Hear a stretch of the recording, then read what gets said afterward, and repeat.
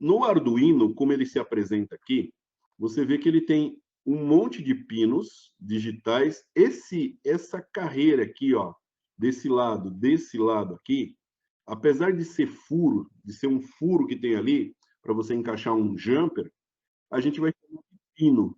Então, eu tenho pinos digitais, eu tenho aqui a parte de potência, né? A parte que gera energia, ou gera.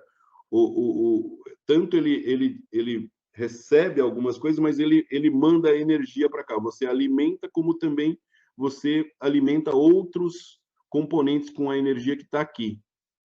E você tem os pinos analógicos aqui, ó. Está até escrito analógico, pino de entrada analógico, ó.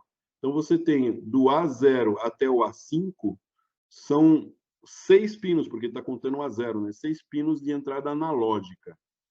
Aqui desse lado você tem alguns pinos, você vê que tem um sinalzinho que é uma cobrinha, é o tio da palavra que você coloca nas palavras que tem ão, né? O tio.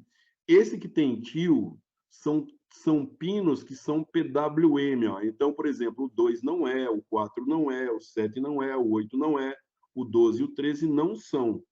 Mas o 3, o 5, o 6, o 9, o 10, o 11 são pinos PWM. Ou seja, o que significa isso? Se eu quiser fazer alteração de velocidade de motor, por exemplo, eu vou usar esses pinos aí. Eu vou conectar esse pino lá no shield de motor, vou mostrar para vocês. Você vai conectar esse pino no shield de motor e na sua programação você vai dizer, ó, que aquele pino tem essa função, e você vai associar mais algumas coisas a ele, porque ele não vai receber, ele vai mandar um sinal de 0, de 1 a 1024, e aí é onde ele altera a velocidade, por exemplo, do motor. Ele altera a velocidade. Se ele está em 1024, na velocidade máxima. Se ele está próximo do 1, ele está na velocidade próxima do 0. E ali no meio, entendeu? Eu vou associar isso com a outra peça que eu tenho aqui para você entender melhor. Então, você vai ter no Arduino pinos digitais com o PWM, você vai ter pinos analógicos, a parte de energia, e aqui no canto você tem o pino 0 e o pino 1, que é chamado esse aqui de RX e de TX. Esses pinos aqui são transmissores, é um transmissor e um receptor. O T é o transmissor e o R é o receptor.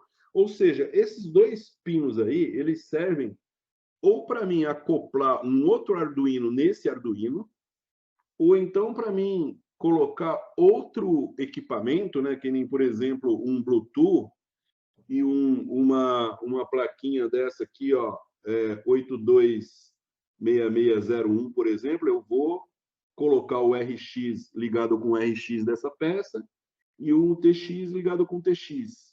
Às vezes o contrário, em alguns casos o contrário, o TX ligado no RX e o RX ligado no TX que transmite.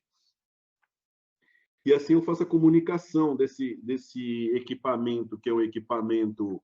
Depois eu vou mostrar ao vivo para vocês o que eu estou pegando aqui. Um equipamento de IoT, né, de Wi-Fi, que faz a transmissão de Wi-Fi. Muito bem. Aí está descrito aqui as características dele. O microcontrolador que está sendo usado é um Atmega 328. Aqui você conecta um cabo USB, que é aquele USB maiorzinho aqui, e você tem aqui a alimentação, e aqui dá para alimentar e passar dados para ele. Você tem que a tensão de operação é 5 volts, mas quando você fizer na entrada lá, você pode colocar 7 volts, porque ele tem esse filtro aqui, que ele não deixa passar, né? Ele vai trabalhar com 5 volts. Então, ele vai justamente pegar os 7 volts e fazer uma conversão. É um conversor, na verdade. Você tem 14 pinos, né? 14 pinos digitais, sendo 6 com saída PWM. Esses que está com a cobrinha aqui, ó. É mais fácil falar cobrinha do que falar tio, né? e 6 de entrada analógica, que é do A0 até o A1. Você tem um pino de 3,3 volts, 50 miliamperes. Então, isso aqui tem que tomar um cuidado, né? Porque toda vez que você for tratar a corrente, você tem que saber que o máximo que vai é 50 miliamperes. Quantidade de memória flash 32K, kbyte. Meio K é usado para o bootloader dele. Quantidade de memória SRAM 2K e EPROM 1K.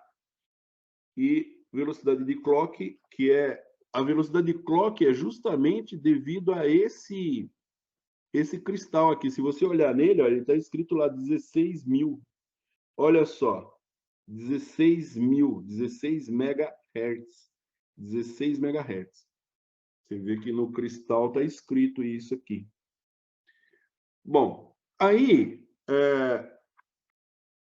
ele pode ser alimentado pela porta USB e também por uma fonte DC, uma fonte dessas que são de...